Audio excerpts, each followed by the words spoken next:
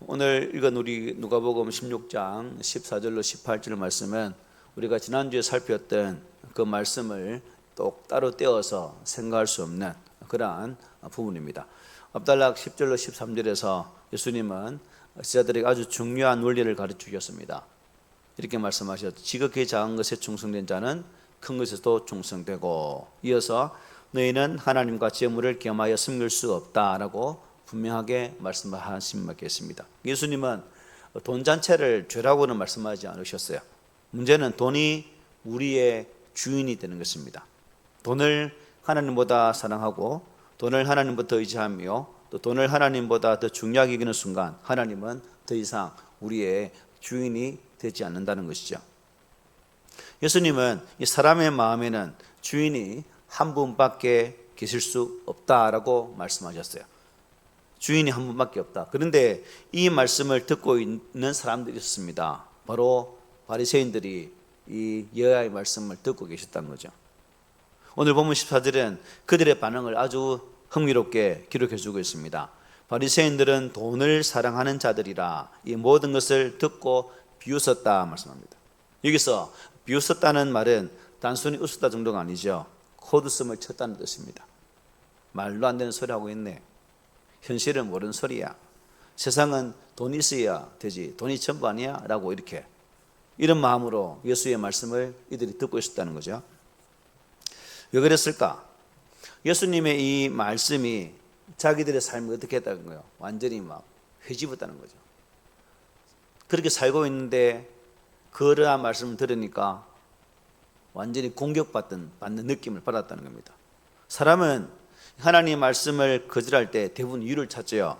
그러나 그 이유 뒤에는 뭐가 있습니까? 항상 자기의 욕심이 숨어 있는 것을 볼 수가 있습니다. 바리새인들도 마찬가지였어요. 겉으로는 하나님을 사랑한다고 말했지만 실제로는 뭘 사랑했습니까? 돈을 뜨겁게 사랑을 했습니다. 겉으로는 율법을 지킨다고 했지만 마음은 세상을 꼭 붙들고 살았던 사람들이었습니다. 그래서 예수님의 말씀이 부담스럽고 결국 비웃음으로 표현되었다는 거죠. 이것이 바로 뭡니까? 위선이죠. 겉과 속이 다른 것. 사람 앞에서는 거룩한 척하지만 하나님 앞에서는 그렇지 못하다는 겁니다. 오늘 본문은 단순히 2000년 전 바리새인들만을 향한 말씀이 아니죠. 오늘 우리를 향해서도 예수님께서는 바리새인들의 위선을 통해서 참된 신앙이 무엇인지를 다시 가르쳐 주고 계십니다. 우리도 이 말씀 앞에서 나 자신을 돌아보면서 하나님께서 기뻐하시는 진실한 믿음의 사람이 무엇인가를 찾아보고 또 그렇게 나아가는 우리가 되었으면 좋겠습니다. 사도 베드로는 초대교회 성도들에게 이렇게 책망하게 되었습니다. 베드로서 2장 15, 16절입니다. 그들이 바른 길을 떠나 미혹되어 부어려들 발람의 길을 따르는도다.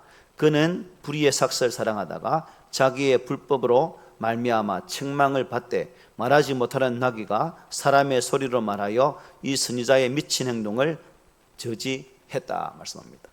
민수기 21장 22장 말씀이죠. 발람, 모압왕 발락이 발람을 초대해서 뭘 원합니까? 이스라엘을 저주하기를 원했죠. 그래서 이제 발람은 나귀에 안장을 띄우고 이제 출발하려고 합니다. 그 나귀가 어떻게 합니까? 안 가죠. 왜? 하나님 사자가 칼을 두고 서 있는 게 못 가는 거죠. 그래서 못 때니까 채찍으로 막 때립니다. 그러니까 나귀 출발합니다.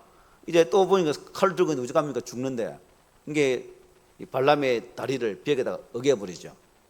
그 다음에 또 때리니까 어떻게 합니까? 나귀가 무릎을 꿇고 발람에게 하는 말이 내가 당신에게 그동안 얼마나 순종했냐고, 그런데 왜 나를 때리냐고 하나님이 나귀 입을 열어서 이렇게 말을 하게 합니다. 바로 그 내용을 지금 여기 말하고 있는 거죠. 결국 이 발람은 이 발락의 요청을 받아들여서 이스라엘을 우상 숭배에 빠뜨리게 하고 이것을 통해서 이스라엘 민족에 큰 아픔을 주는 그런 결과를 가져오죠. 그 예를 말한 겁니다. 이게 하나님의 발람이지만 선지자지만 돈 앞에 무너진 한 예를 말씀하고 있는 거죠.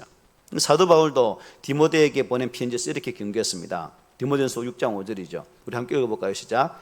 마음이 부패해지고 진리를 잃어버려 경건을 이익의 방도로 생각하는 자들의 다툼이 일어나느니라. 여기 보니까 경건을 이익의 방도로 생각하는 자들. 하나님 말씀을 이게 이제 우리 또 목회자들이 좀 많이 이 말씀 앞에 끼어 있어야 되겠죠. 돈과 연관되어진 그런 모습, 돈에 집착하는 모습, 하나님의 거룩한 말씀을 전하고 그 말씀을 통해 성도를 세우는 그런 작업들을 해야 되는데, 은연중에 이제 그러한 돈과 연관되어진 삶을 사는 그러한 자들에 대해서 이렇게 말씀해 주고 있습니다. 어쨌든 구약 시대나 은혜 시대인 초대교회 시대나 여러분 지금이나 다 마찬가지죠. 물질에 대한 탐욕, 소유에 대한 탐욕은 매우 강력한 유혹이기도 합니다. 그러므로 물질에 대한 분명한 가치관을 가지지 못한다면 이 유혹을 떨쳐내기란 결코 쉽지가 않을 것입니다. 우리 그리스도인들은 내가 지금 소유하고 있는 모든 것들, 은사나 재물이나 물질, 명예 다 마찬가지죠. 어떻게 생각해야 됩니까? 하나님께서 내게 맡기신 것이다 라고 생각을 해야 되는 거죠. 그리고 이것을 통해서 나의 무엇을 채우기보다는 섬김의 대상을 돌아보고 그러한 자들을 그쪽으로 사용하는 것이 하나님께서 맡김받아 되어진 것을 선하게 사용하는 청지기의 모습이라는 겁니다. 그래서 우리가 사는 날 동안 최선을 다해서 정직하게 재물을 모으고, 그리고 하나님의 뜻에 합당하게 이 재물을 사용해서 하나님께 대하여 여러분 부유한 자가 되시기를 축복합니다. 바리새인들의 비웃는 반응을 보신 예수님은 이제 그들의 위선, 허위 의식들을 경계하시면서 책망합니다. 먼저 보니까 15절에 보면 스스로 옳다 하는 자들이나 하나님께 미움받는 자들이라고 말씀해요. 15절 이렇게 말씀하죠.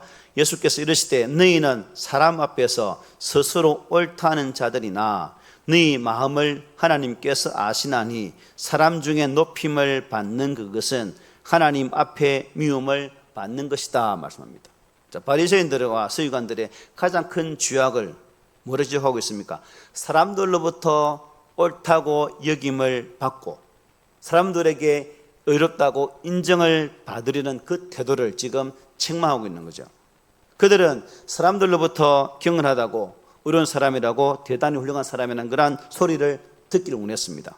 그것이 자신들의 가장 큰 목표이기도 했죠. 그러다 보니까 외적인 뭐예요? 형식적인 경건의 모습에 빠지고 말았다는 겁니다. 예수님은 당시 그들이 행한 외적 경건함의 한 예를 마태복음에서 이렇게 말씀합니다. 그들의 모든 행위를 사람에게 보이고자 하나니 곧 그 경문띠를 넓게 하며 옷수를 길게 하고 잔치의 윗자리와 회당의 높은 자리와 시장에서 문안받는 것과 사람에게 랍비라 칭함받는 것을 좋아하느니라. 어쨌든 좋은 자리, 칭찬 듣는 소리, 그 선생님 참 훌륭합니다, 이런 소리를 듣기 좋다는 거예요. 여기 경문의 띠라는 게 있죠. 제가 그림을 경문의 띠, 여기 축 치는 거 있죠. 여기 왼쪽 어깨 몇 건 거 있죠. 이게 경문입니다. 말씀이 적힌 거죠. 구약 이스라엘 백성들은 하나님의 말씀을 가까이 하고 또 하나님의 말씀대로 살기 위해서 랍비들을 이렇게 붙였습니다. 그런데 큽니까 작습니까? 뒷방 커요.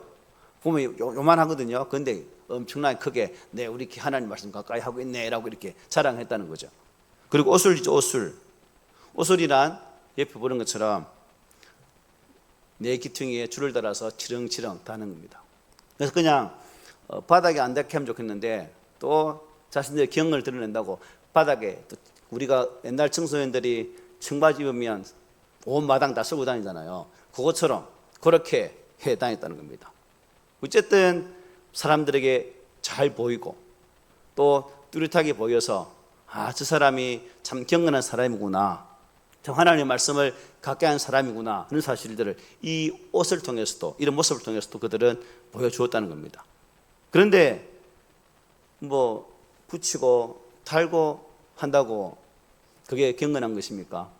그의 중심들은 이미 썩어 있었는데, 그래서 그들의 마음속은 남을 깔보는 교만함과 또 경쟁하는 마음들, 질투하는 마음들, 비난하는 마음이 꽉 차 있었습니다.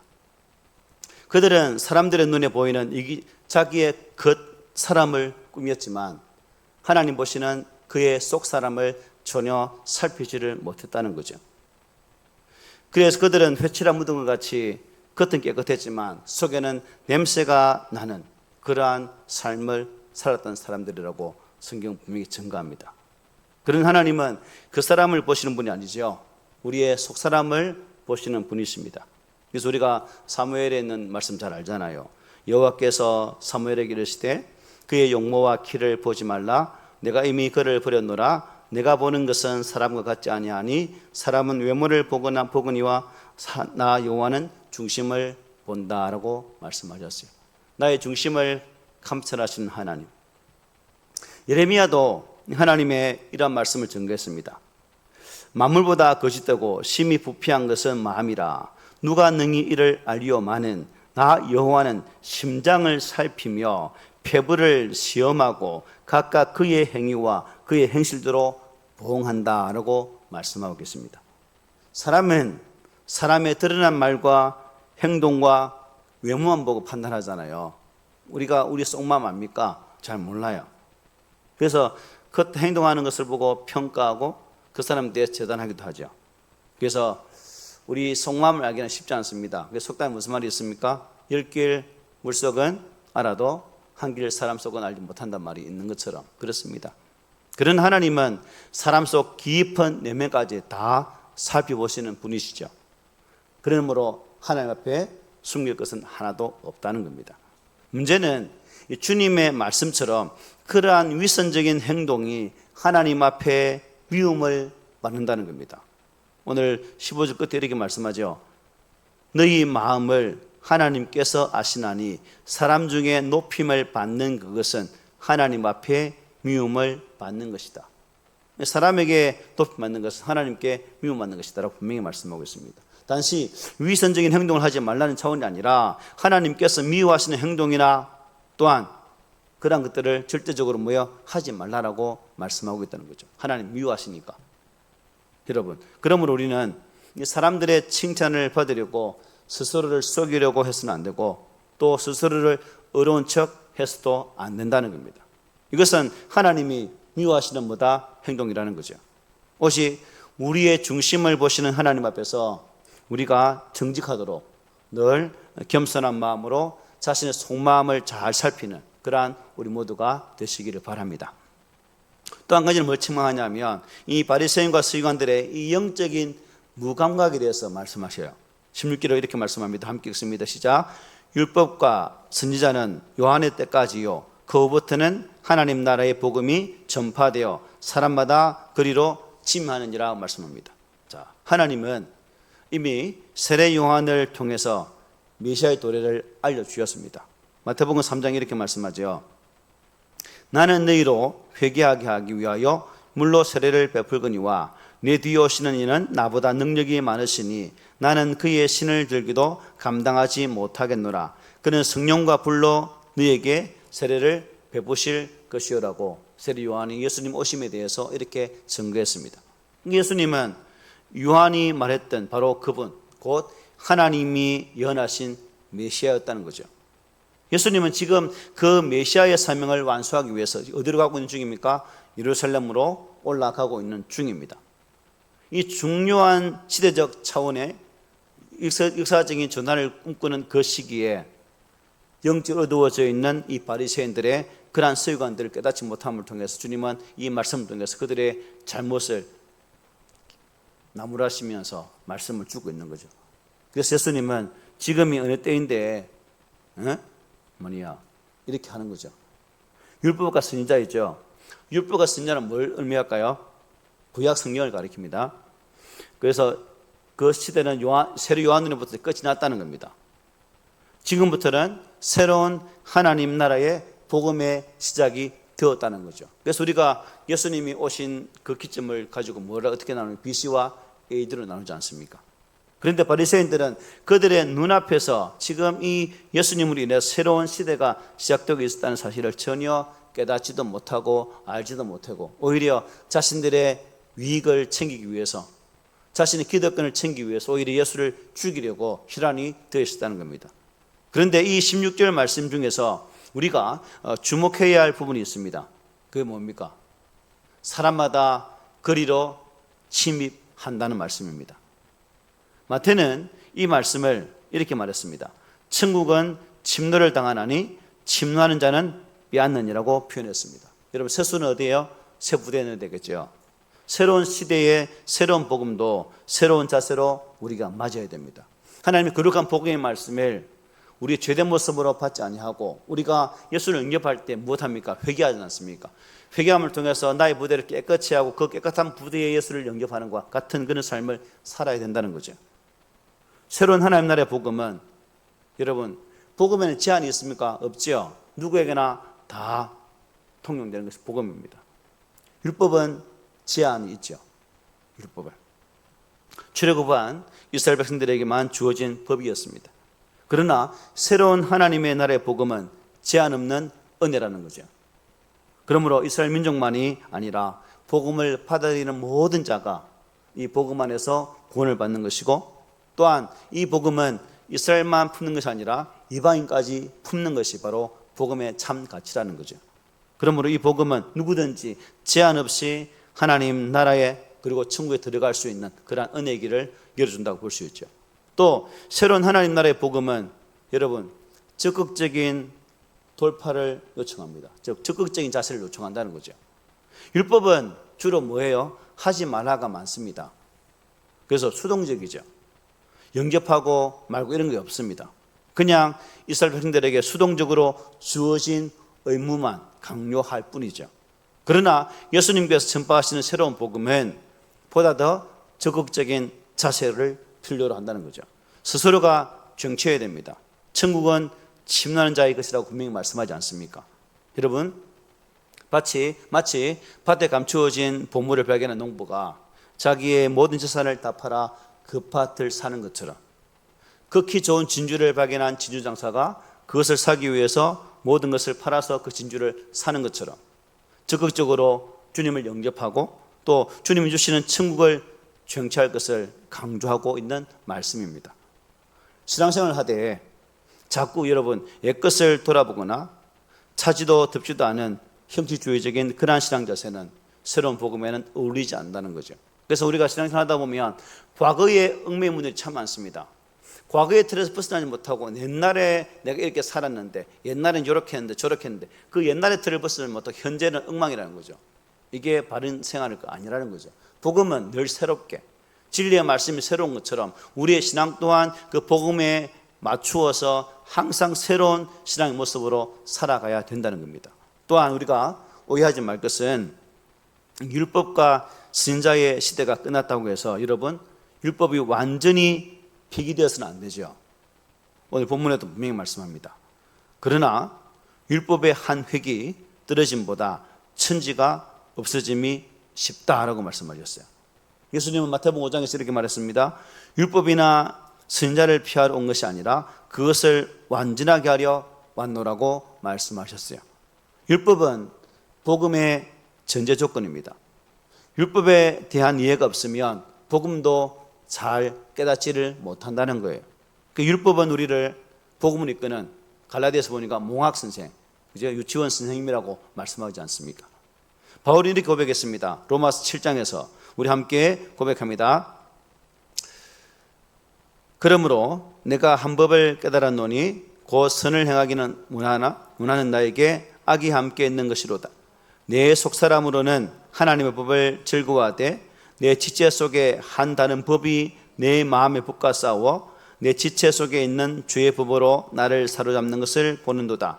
오라, 나는 공고한 사람이로다. 이 사망의 몸에서 누가 나를 건져내랴. 아멘. 우리가 살아가는 삶의 모습을 보면 이 바울의 이 한탄한 이 모습이 우리 가운데도 있다는 겁니다.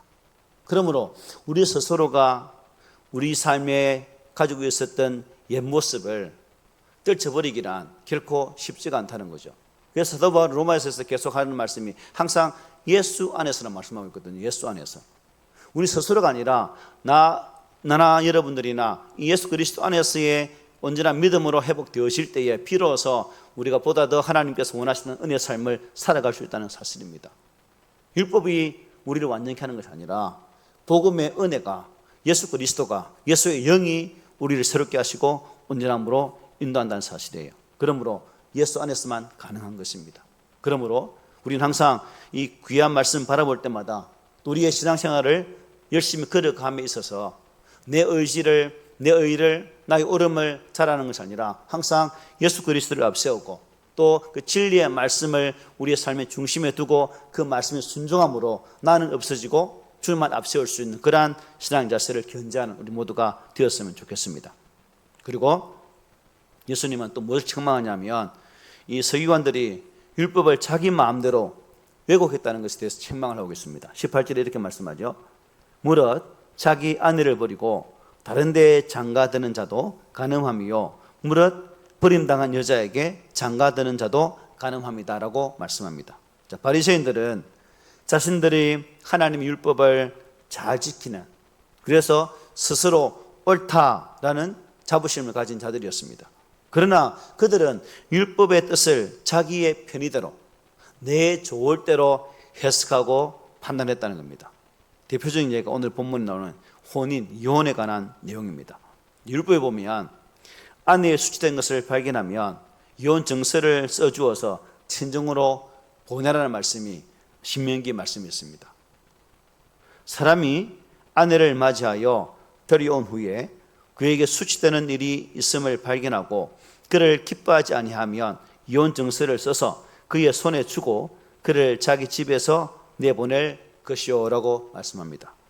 그런데 이 구절을 악용하여서 이 바리새인들과 서기관들은 함부로 이혼을 했습니다.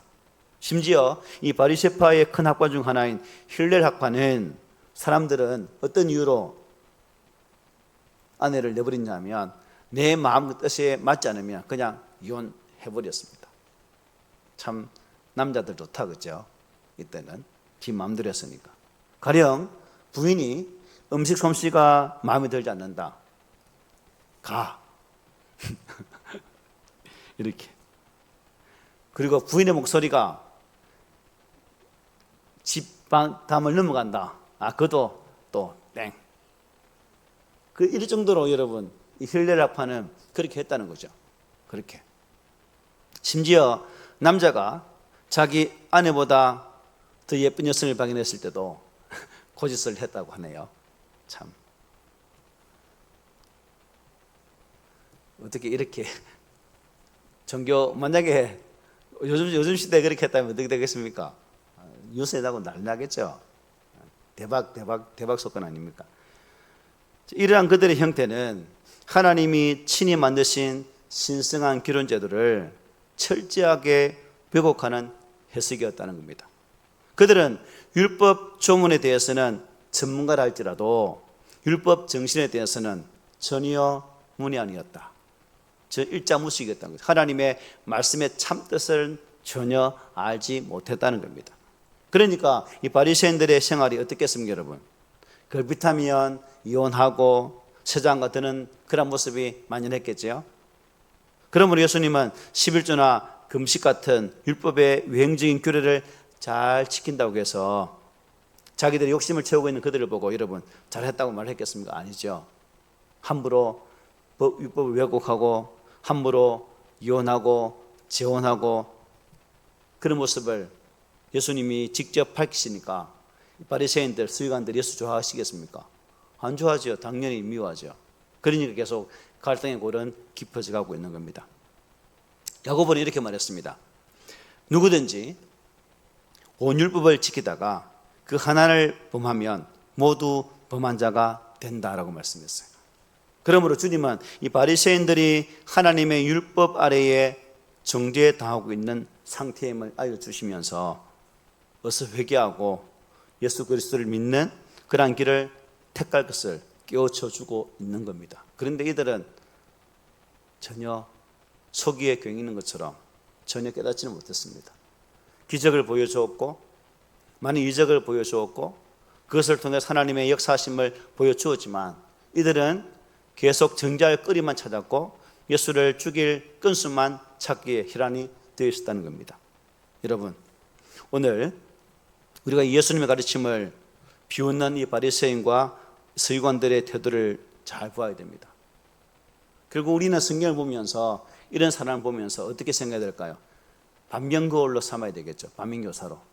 나의 삶을 돌아보고 나 또한 하나님의 거룩한 말씀 앞에 서서 그 말씀이 이끄신 대로 순종하는 삶을 살 것인가? 아니면 바리새인들처럼 서기관들처럼 재단하고 판단하고 정죄하고 그런 삶을 살아야 되는가?